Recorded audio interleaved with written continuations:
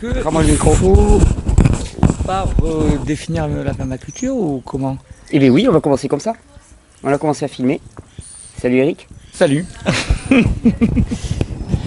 On se demandait comment on allait commencer. J'étais attrapé. On avait commencé à définir la permaculture la dernière fois, puis la vidéo elle a intéressé pas mal de monde. Donc j'avais envie de, puisque tu es là, tu es en stage là, j'avais envie de continuer à développer ça, mais voilà, tous les deux tranquillement posés. Parce que c'est toujours la question qu'on pose. C'est quoi la permaculture? C'est quoi la permaculture? C'est quoi la permaculture? Ouais. Alors définition en quoi? 2 mots, 2 phrases, 2 jours, 2 heures, ouais. 2 heures. 2 heures, on a la bande. Bon alors en 2 mots, c'est quoi la permaculture? En 2 mots, l'efficacité plus l'éthique. Ça veut dire quoi? Ça veut dire que contrairement à ce qu'on essaie de nous faire croire ou ce qu'on croit culturellement, on n'a pas une incompatibilité, une contradiction à être productif, efficace, réaliste ou écolo et Oui, juste socialement. C'est souvent l'image qu'on véhicule, c'est-à-dire les écolos qui produisent rien, et puis les vrais gens qui travaillent et qui produisent de la valeur. Exactement. Donc la permaculture est née en constatant que justement les systèmes humains qui nous font vivre et sur lesquels fonctionne la société aujourd'hui ne sont pas efficaces et ne sont pas productifs. Et notamment l'agriculture est totalement improductive. Alors que c'est l'inverse plutôt qu'on nous apprend. Ben oui, mais on ne nous dit pas qu'on investit 10-20 calories dans la parcelle pour en sortir une. D'accord, donc il y a des choses qu'on ne voit pas directement. Ouais, et puis qu'on ne nous dit pas, simplement. D'accord. Disons que l'agriculture industrielle est plus efficace simplement par rapport au nombre de travailleurs. La production par tête de pipe qui travaille sur le... Ok, on a d'autres esclaves quoi finalement à notre service. Ouais. Par contre, au mètre carré, par production à l'hectare ou par production à l'énergie, c'est-à-dire combien de calories on sort de la parcelle pour combien de calories on investit dans la parcelle, c'est catastrophique. 15-20 calories pour en sortir une, ça veut dire que si on n'a pas des esclaves, on n'a pas d'agriculture en fait. Oui, parce que de toute façon, c'est pas pérenne comme système. C'est pas pérenne, c'est déficitaire, donc c'est pas soutenable. Ça demande forcément des empreintes écologiques insoutenables aussi. Voilà, donc le propos de la permaculture, c'est pas de dire non, on va être plus écolo, plus juste, c'est de dire on va enfin, pour la première fois depuis qu'on fait de l'agriculture notamment, être réaliste, productif réellement, efficace, produire plus qu'on ne consomme, sortir 10-20 calories de système et non pour une investie. Donc inverser complètement le rapport. Quasiment inverser, ce qui c'est possible. Ouais. D'accord. Sur un système mature, après une certaine transition, parce qu'on part de là, on part bien de là où on est. Oui, après que le système, on part d'un système déséquilibré. Ben oui. C'est un truc qui m'amuse beaucoup aussi, parce que je fais souvent le parallèle avec la physiologie humaine. Je dis voilà, avant que le corps prospère complètement et dans un régime qui est physiologique pour lui, il y a un temps de nettoyage, de détoxination, de mise en place, dans lequel il y a des perturbations. Mais là aussi, c'est le temps de retour à une forme d'homéostasie, d'équilibre. Ouais. Je dirais d'efficacité de la physiologie de l'écosystème par rapport à l'efficacité du corps, si tu veux. Tu vois. Ouais. Et puis de multiplicité, de richesse de l'écosystème pour que lui-même se nourrisse lui-même, d'une certaine manière. Tout à fait. Et ça, à l'échelle de nos climats, ça demande du temps. Oula, c'est quoi nos climats? Le climat méditerranéen qu'a tout le monde en France, quoi. Ah oui, d'accord. Bon alors, justement, à l'échelle de à peu près tous les climats, sauf le climat méditerranéen, ça va assez vite. Si on s'y prend bien. Ouais, en s'y prenant bien. Dans nos climats méditerranéens, surtout les climats méditerranéens secs, notre problème c'est qu'il ne pleut pas en saison de végétation. En fait, c'est qu'il n'y a pas de saison de végétation. Ça veut dire qu'il n'y a jamais la conjonction de la chaleur et de l'humidité. Voilà. C'est la grosse difficulté. Donc des étés sans pluie. À part des années comme celle-ci. Là, au printemps, par exemple, on a chaleur et humidité en permanence. Au printemps. D'ailleurs, si ça pousse maintenant, mais il peut ne plus pleuvoir jusqu'à septembre-octobre. Tout à fait. Et donc, ça va mal pousser. Juin, ça va peut-être encore parce qu'il reste de l'humidité dans le sol. Si on a fait ce qu'il faut, mieux bien sûr, mais juillet, août, on manque d'eau. Et ça fait une énorme différence et c'est pas linéaire. D'accord. C'est-à-dire qu'il suffirait d'un orage par exemple, une fois par semaine ou tous les 10 jours, même un orage de quelques millimètres ou disons un centimètre, comme on avait avant dans ma région, en région PACA notamment, pour que ça pousse peut-être 10, 20, 50 fois plus. D'accord, ok. C'est pas du tout, c'est pas du tout linéaire. en rapport, d'accord, ok. Non. Et ça fait une grosse différence. Donc, le climat méditerranéen sec est d'une certaine manière le climat le plus difficile de la planète. Celui qui a la dynamique la plus faible. Ça pousse quoi? Ça pousse. La dynamique, qu'est-ce que tu veux dire par là? Je veux dire ça, c'est que ça pousse quand? Ça va pousser un petit peu en avril-mai, parce qu'il y a encore de l'humidité dans le sol, mais il y a déjà un petit peu de chaleur. Et puis après, ça s'arrête de pousser, parce que c'est trop sec. Et il y a trop de soleil, aussi trop de lumière. Et puis, ça se remet un peu à pousser, si on a de la chance, s'il fait des pluies en septembre. Ouais. Voilà. Bon, il y a des climats pires, hein. Il y a quelques déserts rarissimes sur la planète où il pleut jamais. Mais si tu veux, si tu compares avec le Sahel, par exemple, ou les tropiques qui ont des très longues saisons sèches, les tropiques qu'on qualifie de secs, etc., c'est beaucoup plus difficile ici. Parce que là-bas, même s'il pleut 10 cm dans l'année, quand il pleut, il fait chaud. Et à ce moment-là, ça pousse. Et ça pousse vraiment. On a une saison de végétation. Bon, ici, c'est particulier aussi par rapport à chez toi en PACA. Nous, en Catalogne, on a les remontées maritimes quand on est au bord de la mer. L'été, il y a quand même un peu d'humidité résiduelle qui fait que voilà, c'est un peu plus doux. Mais là, tu sembles dire que finalement, la dynamique, elle est beaucoup plus forte, la dynamique de pousse, de forêt, en centre-France, par exemple. Ah, mais carrément. Les endroits où, si tu veux, ça va pousser le mieux en Europe, ça va être la France continentale, le Limousin, mais je veux dire la Sibérie. Ou le Canada, ont des étés chauds et humides, bien plus longs. C'est marrant ça. Il y a pas, si tu veux, ici, il y a pas. En Sibérie, c'est l'hiver, puis c'est le printemps, c'est la débâcle, et puis tout de suite, il se met à faire chaud. Il y a de l'eau dans le sol, il pleut tout l'été, et si tu veux, la fenêtre d'intersection entre le chaud et l'humide, elle est bien plus grande à ici. Et d'ailleurs, c'est plus facile de faire pousser des tomates en Sibérie ou au Canada. Que de faire pousser les tomates ici. Que de faire pousser les tomates ici, ouais. Et donc, la question initiale, c'était, ça prend combien de temps? Où? Chez les pauvres Français qui n'ont pas la chance d'habiter en climat méditerranéen. Bon, alors, là, ça peut aller vite.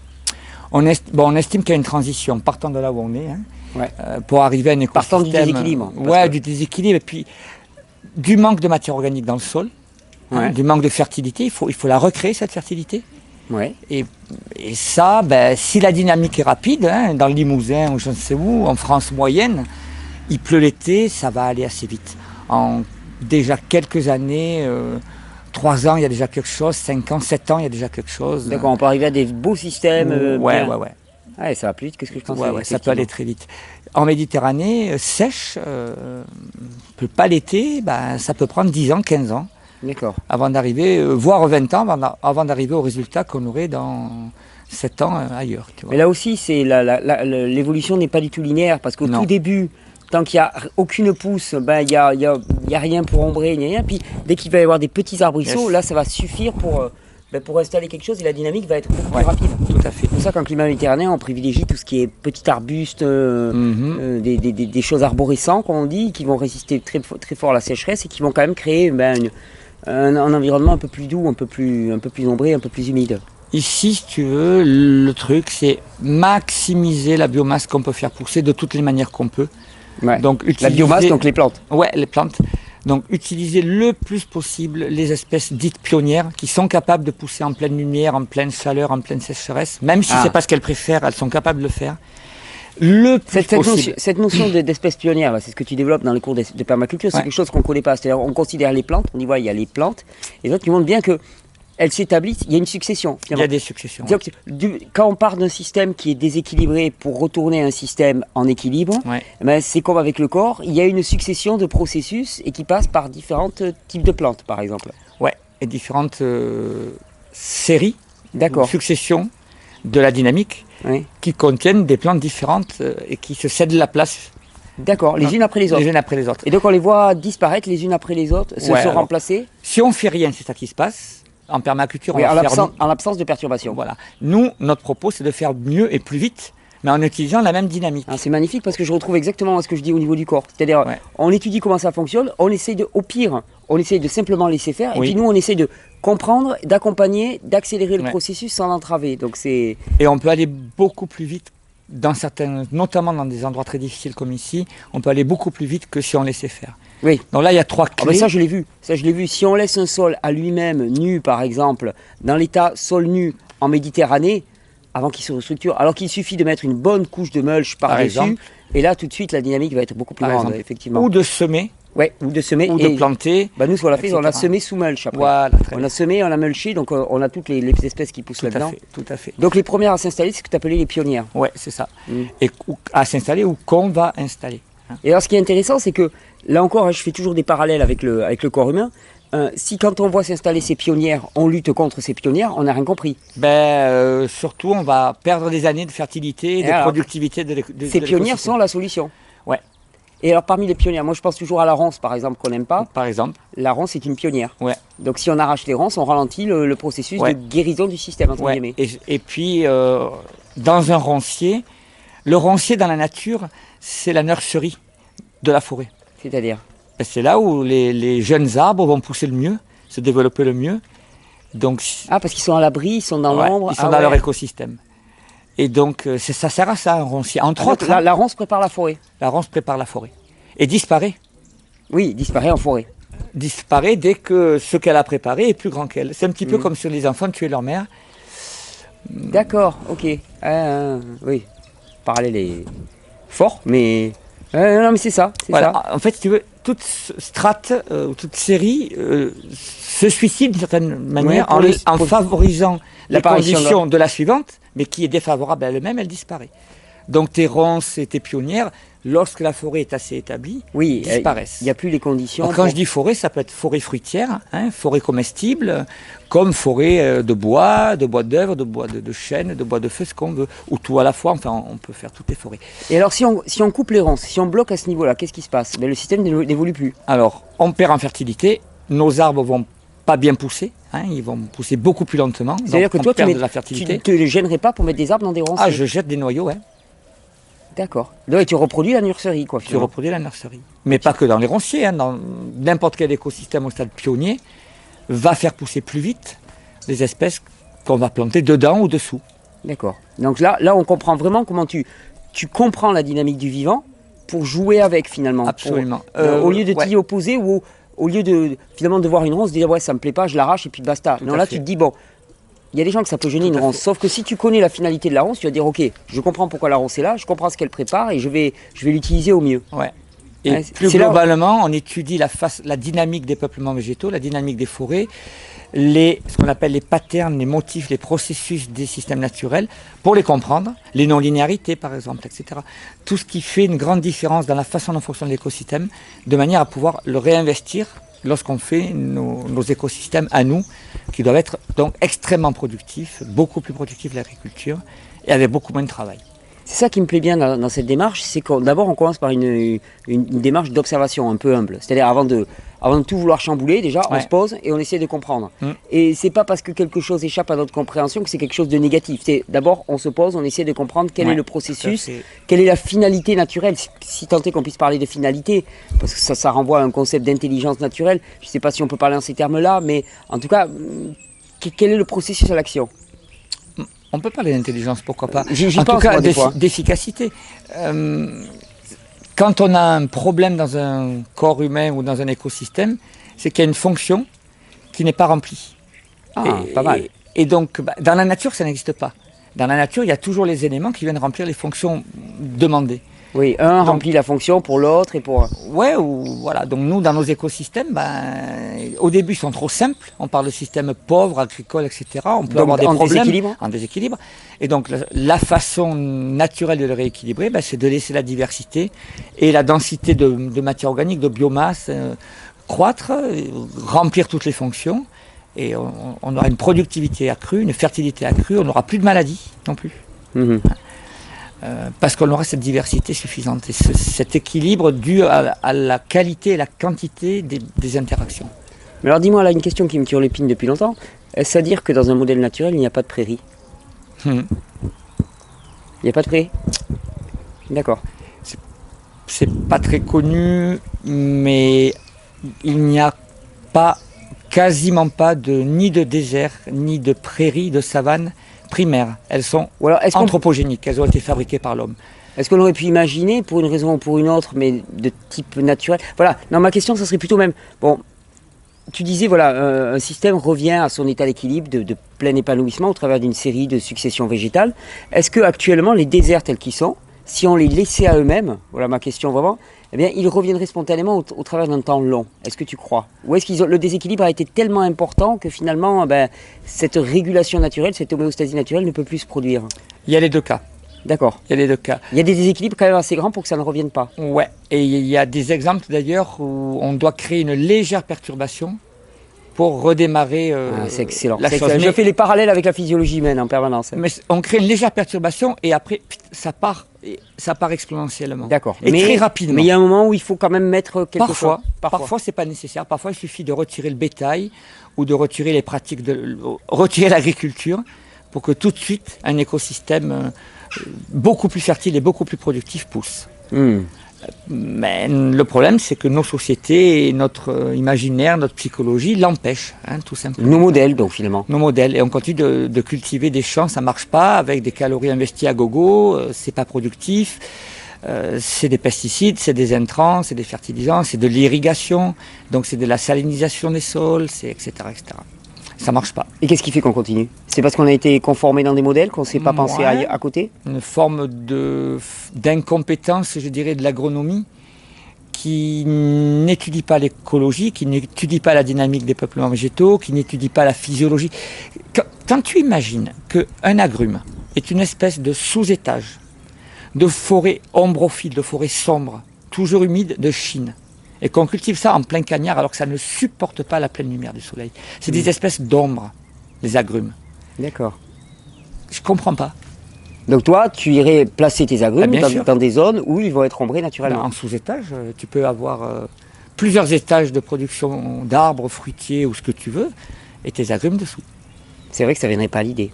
Ben si, quand on connaît comment fonctionne un agrume, c'est la seule idée qu'on aurait. Oui, non mais moi, tout jeune, on me disait toujours, mets-les en pleine lumière pour qu'ils mûrissent plus vite. Ben non. De toute façon, la lumière n'a jamais fait... Non, on est d'accord. La lumière ne fait pas mûrir les fruits, elle fait de la photosynthèse sur les feuilles, et c'est ça qui... Moi, je l'avais vu sur les tomates, quand on me disait, les tomates, il faut enlever les feuilles pour qu'elles mûrissent plus vite, c'est faux, tu appuies la plante, c'est tout. Alors, une chose, puisqu'on est là-dedans, les feuilles, et donc la photosynthèse, n'est pas faite pour fonctionner avec la lumière directe du soleil. Donc c'est fait pour fonctionner en sous-bois.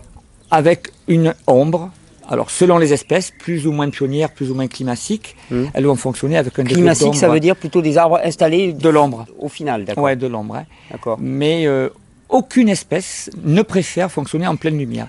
Mais il y en avait bien pourtant qui étaient en haut. Ouais, elles sont capables d'eux. Ouais. Alors il y a deux choses.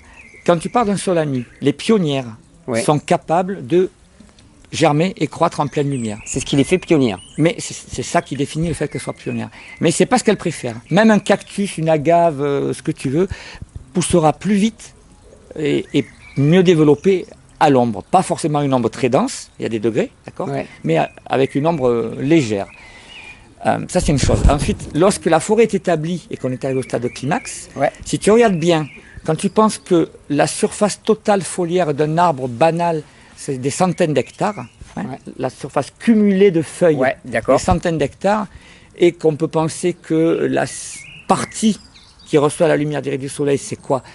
Quelques centaines de mètres carrés. Oui, d'accord, le rapport... ça veut dire que l'immense majorité, à un 10 millième près, l'immense majorité des feuilles reçoivent la lumière indirecte, et ne reçoivent pas la lumière directe du soleil. D'accord. C'est ça la photosynthèse. Donc la canopée, quand elle est développée, quand on est au stade de climax, enfin quel que soit le stade d'ailleurs, il y a très peu de lumière qui touche les feuilles directement. Le reste, ça fonctionne en lumière indirecte. Donc l'humain, finalement, lui aussi a prospéré dans un environnement qui était en lumière indirecte. Ouais, alors après, il y a des degrés. Oui, je ne suis pas en train de dire que la permaculture, ça veut dire aller au stade climax, dans des forêts sombres, et y rester. Pas du tout. Non. On va utiliser tous les stades, on n'a aucun scrupule à couper, faire entrer la lumière, perturber, recréer de la dynamique en perturbant, etc. C'est pas la question. Mais oui, aucune espèce vivante sur la planète n'a jamais vécu en pleine lumière avant que l'homme rase les forêts. Et donc on est dans des conditions qui sont complètement anormales actuellement. Totalement anormales. Mais une forêt, tu n'en as jamais vu. Non, tu n'as jamais vu qu'un écosystème avec des arbres, des hommes, mais une forêt réelle, tu n'en as jamais vu. Tu sais que c'était un de mes rêves, là, très longtemps quand j'étais jeune. Je me disais, mais qu'est-ce que je donnerais pour un jour me réveiller et pouvoir marcher pendant quelques minutes dans une forêt primaire, tu vois, avec des fougères géantes qui feraient 30 mètres de haut, ou des choses comme ça, quoi. Et chez nous, par exemple, des chênes avec des troncs comme des caravanes, qui te tiennent un quart d'hectare, un tiers d'hectare avec leurs branches. Ah, ça, il y aurait ça. Tu en aurais un tous les 100 mètres ou 200 mètres, ou tous les ou quelques hectares, peut-être plus. C'est magnifique. Peut-être plus. C'était ça. C'est ça notre biotope. Non, parce que nous on vient d'Afrique, c'était pas les forêts de chênes d'Astérix. Parce que là je te décris les forêts de chênes qu'il y avait en Europe avant que les Romains les rasent en fait. Hein, d'accord. Bon, en gros. Donc c'est relativement récent finalement dans l'histoire humaine. Ouais, à l'exception du pourtour méditerranéen. Il y a 3 stades. Le pourtour méditerranéen a été rasé, déforesté il y a 5 à 7 000 ans. D'accord. Pour quelle raison? Four à chaud, four à briques, acier. D'accord. Donc, une société de la guerre, basée sur la guerre parce que basée sur l'agriculture, parce que l'agriculture ne fonctionne pas, demande des calories énormes, demande de la traction animale, demande des esclaves, demande de l'impérialisme. De l'accaparation de territoire. De l'accaparation des moyens de production, c'est-à-dire de la terre, mais des esclaves. Ouais. Il fallait faire la guerre pour faire de l'agriculture. Mais aujourd'hui aussi, hein. Oui, c'est un système esclavagiste, l'agriculture. Il faut juste regarder les choses en face. Parce que ça ne fonctionne pas. Parce que 20 calories investies pour une sortie, c'est pas possible. Ça ne peut pas marcher. Si tu n'as pas d'esclaves, tu ne le fais pas. Oui, c'est logique. C'est des systèmes coercitifs depuis le début. L'agriculture portait en lui-même ce caractère coercitif. De toute façon, parce qu'il avait un rendement qui était catastrophique. Juste un scandale énergétique, un scandale, tout ce que tu veux. Mais pourquoi on l'a fait? C'est une succession d'erreurs, je pense. D'accord. Succession d'erreurs et probablement récupération par une poignée qui ont compris qu'en s'accaparant les moyens de production, ils pouvaient en fait faire travailler la majorité à leur propre profit. D'accord. C'est-à-dire, mais je dis pas que ça a été intentionnellement pensé avant d'être fait, mais ça a évolué comme ça. Produit comme ça. Et tu sais, c'est des systèmes qui s'auto-entretiennent, des erreurs qui s'auto-entretiennent. Ouais. Tu vois dans la médecine, quand on est malade, on prend un remède, on est encore plus malade. Tu crées un déséquilibre qui crée un autre déséquilibre, qui crée un autre déséquilibre, et puis tu sais, c'est un peu comme quand tu commences à partir en avant en déséquilibre, et puis tu es de plus en plus entraîné, puis voilà, tu peux plus faire qu'accélérer parce que tu peux pas t'arrêter, tu es en déséquilibre et tu peux pas t'arrêter. Exactement. Donc l'agriculture et nos sociétés basées sur ça, c'est la création de la rareté. Ouais. Et après sa gestion par une minorité de la population, en abusant du travail de la majorité de la population, au profit de cette minorité-là. D'ailleurs, c'est marrant ce que tu disais, parce que tu disais finalement que l'agriculture avait un rendement médiocre. Catastrophique. Mais parce qu'on voit médiocre, catastrophique. Catastrophique. Et je me rendais compte que finalement, ce qu'on ne voit pas, donc au niveau énergétique, on ne voit pas qu'un litre d'essence, c'est une quantité d'énergie colossale qui a mis un temps fou pour se produire. Donc de toute façon, c'est là où c'est pas pérenne. 100 esclaves pendant 24 heures, un litre d'essence. En équivalent travail. À peu près. D'accord, oui. Et au niveau humain, ça veut dire qu'il y a énormément d'humains qui travaillent pour quelques-uns. Parce que quelques-uns, même si c'est quelques millions, c'est pas grave. C'est énormément d'humains qui travaillent pour quelques millions. C'est clair. D'accord. C'est clair. Et donc avec la permaculture, on essaye d'imaginer, de mettre en place des systèmes qui proposent autre chose. Ah ben carrément. Un système qui va produire non pas 1 calorie pour 20 investis, mais qui va en sortir 10 ou 15 pour 1 investie. Donc c'est une conversion 300 radicale. fois plus. Ben ouais. Conversion radicale. Radicale. Et puis, à partir du moment où tu as des sociétés abondantes, sur le plan de la matière et de l'énergie, des écosystèmes qui produisent beaucoup, c'est la base pour pouvoir avoir des sociétés heureuses. Je ne dis pas que c'est suffisant, mais c'est nécessaire. Oui. Oui, parce que ça veut dire qu'il y a disparition de la guerre, puisqu'il n'y a plus une nécessité. Ouais. S'il y a surabondance, s'il y a plus d'énergie récupérée que d'énergie investie, il n'y a plus de nécessité de faire la guerre. Carrément. Et puis alors, on n'a plus besoin de quantité de flotte à gogo, plus besoin d'irriguer, on n'a plus besoin de surface énorme. On va produire de manière très densifiée et même multi-étagée, beaucoup plus sur le même endroit. Donc on va laisser une plus grande part aux vivants sauvages. Donc de la même manière, on va régénérer les écosystèmes, régénérer le sol, on refait couler les sources, on arrête complètement l'érosion, on peut reforester les pentes, reforester les déserts. C'est facile et rapide de reforester des déserts.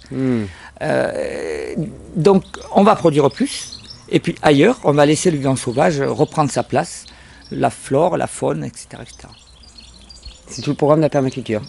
Donc produire et prendre soin, soigner les populations humaines, et puis du coup prendre soin de la terre, laisser la terre se réparer. Parce qu'aujourd'hui la terre est en train de mourir, tout bêtement. Il faut bien comprendre, on est arrivé à un point où les principes vitaux, les processus vitaux, les fonctionnements vitaux de l'organisme de terre sont en train de s'effondrer. l'océan est en train de mourir et la Terre est en train de mourir. Oui, les océans Ça veut dire s'acidifient, comme l'écorce s'acidifie, l'océan s'acidifie. Il y a pas que... puis ça vit plus.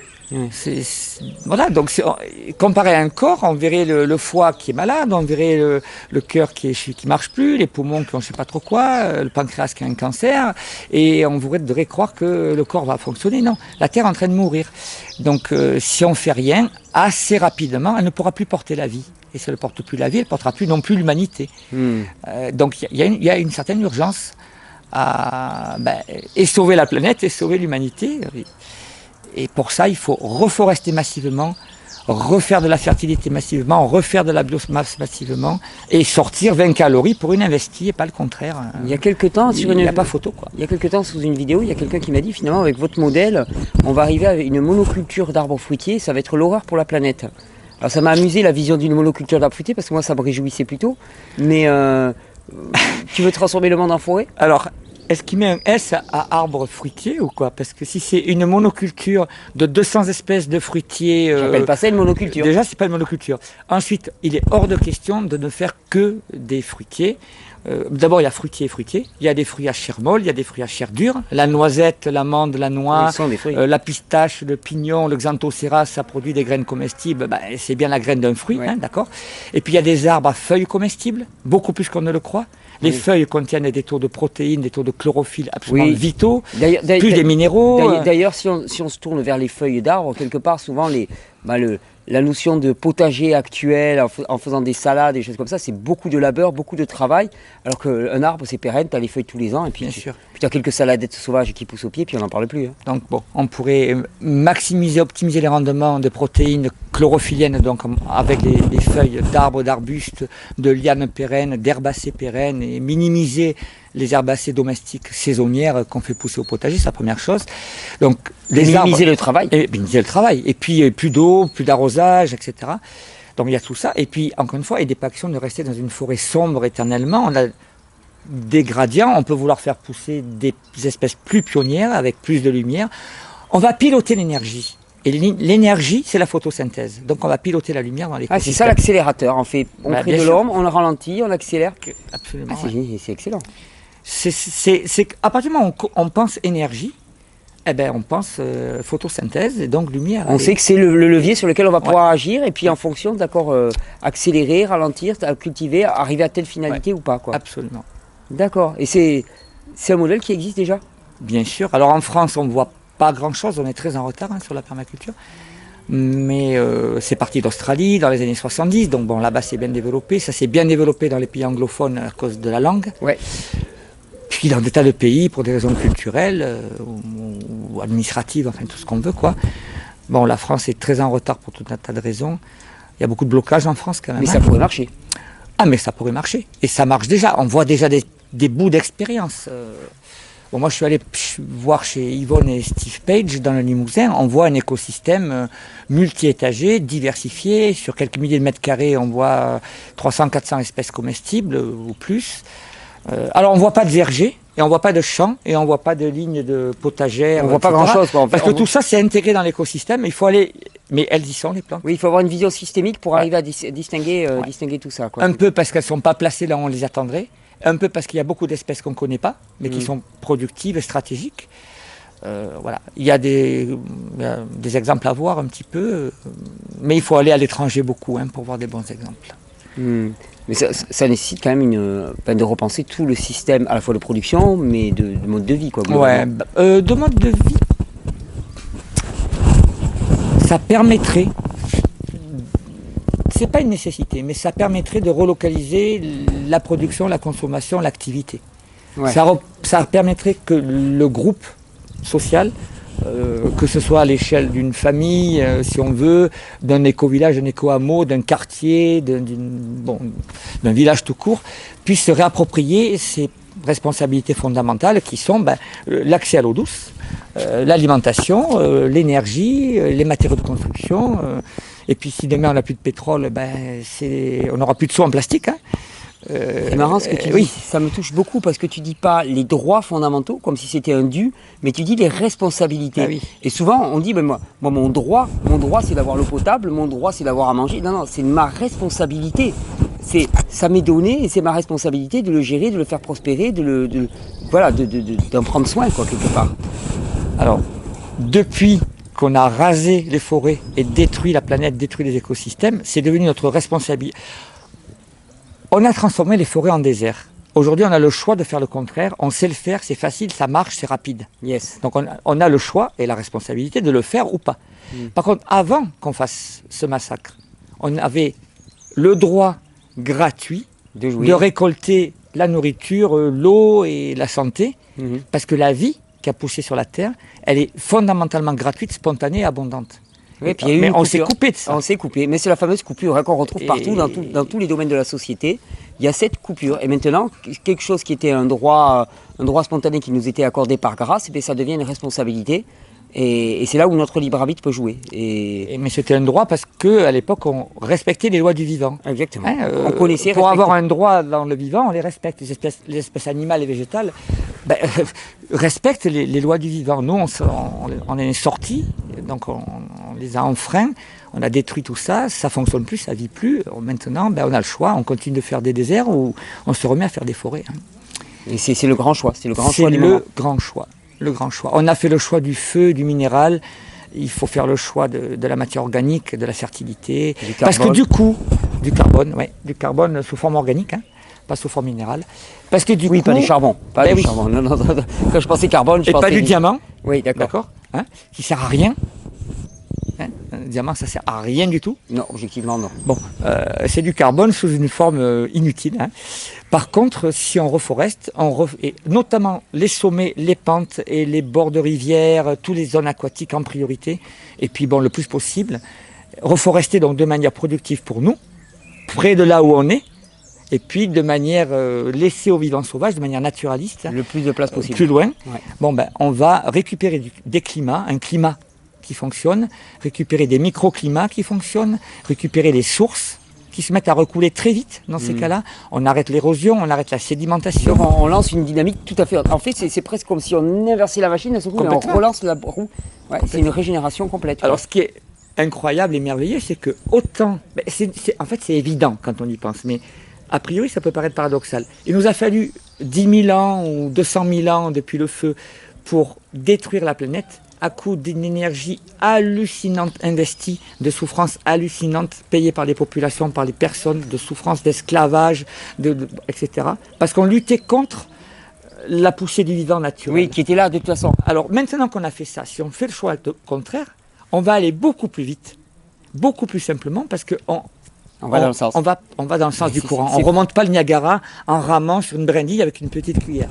C'est fabuleux, c'est ce que je dis souvent aux gens en termes de physiologie humaine. Je dis vous avez creusé finalement pendant 30 ans en luttant contre les processus d'élimination et de nettoyage.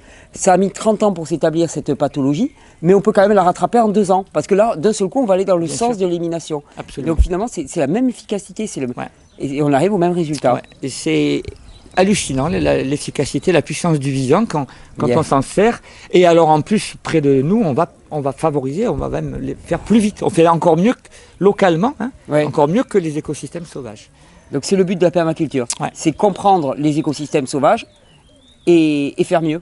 Faire mieux tout en gardant efficacité et éthique. Je dirais que c'est plus le moyen que le but. Le but, c'est de satisfaire nos besoins vitaux fondamentaux. C'est accès à l'air.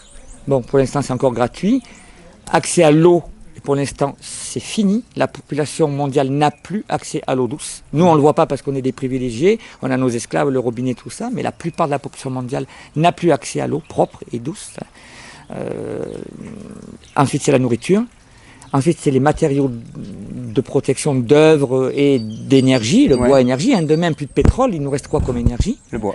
Bon, essentiellement le bois, la biomasse.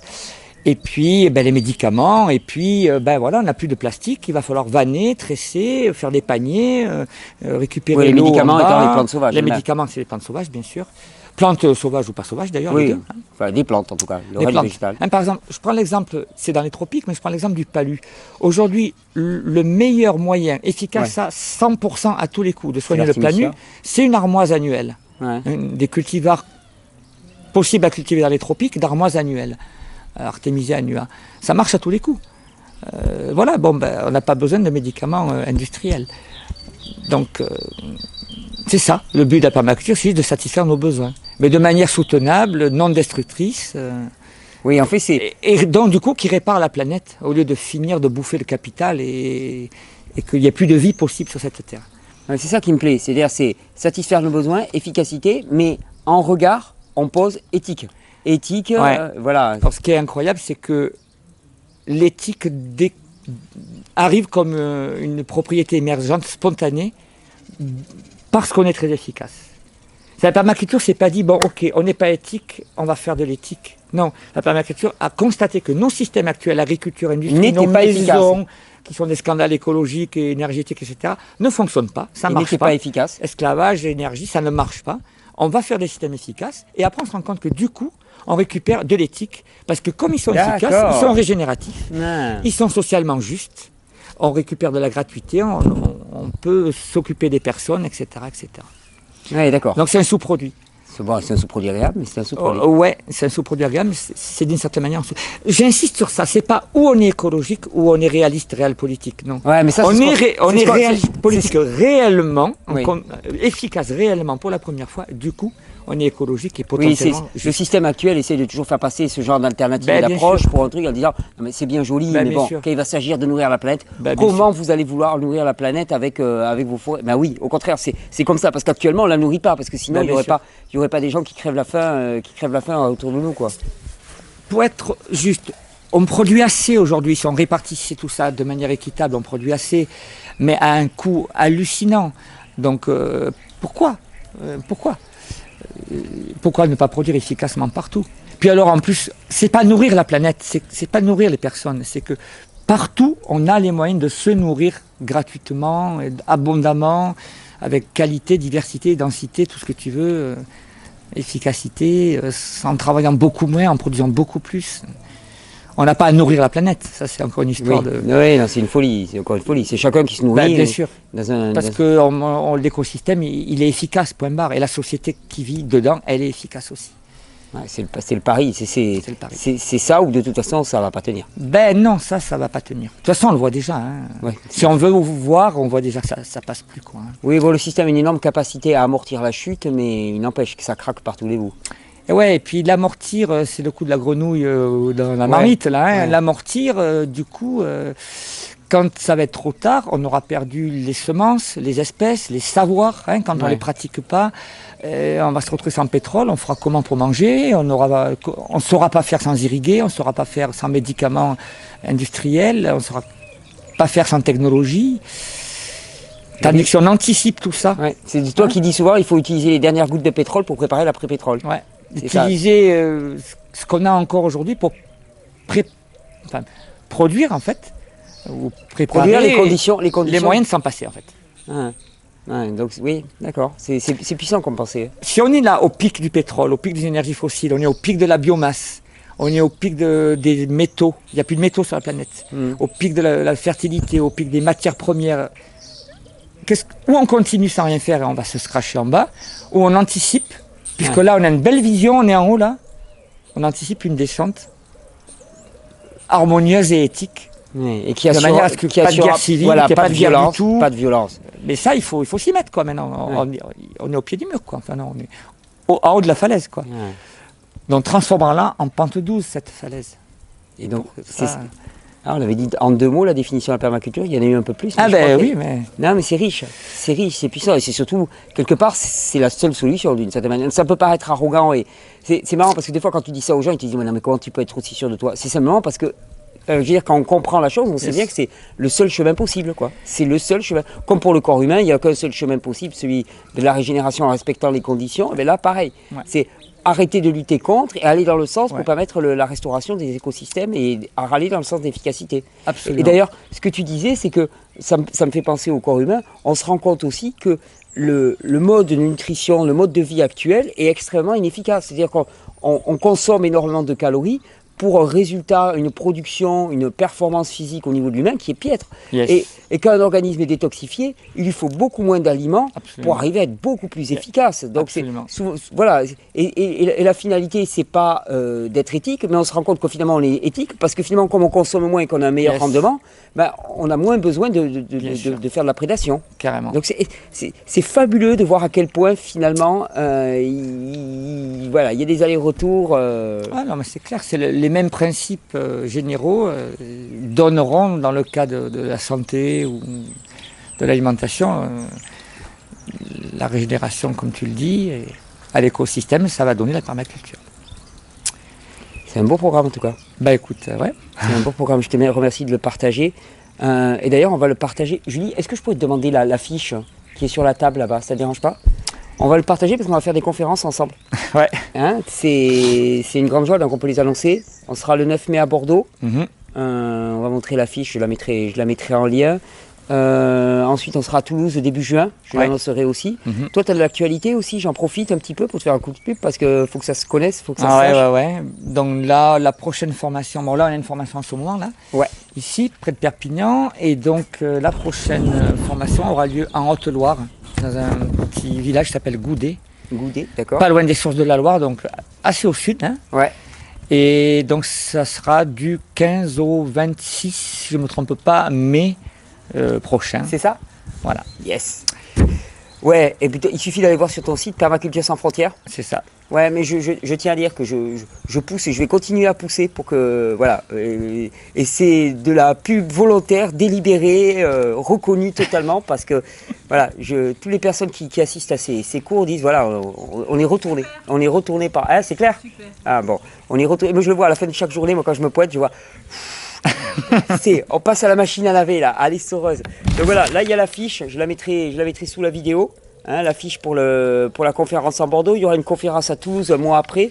On essaiera peut-être d'en faire d'autres, Marseille, tout sur le pourtour méditerranéen. T'es partant? Ouais. Il y a de quoi s'amuser. Avec toi, ouais, les conférences. Il y a de quoi s'amuser. Je te remercie mon frère. Merci à toi.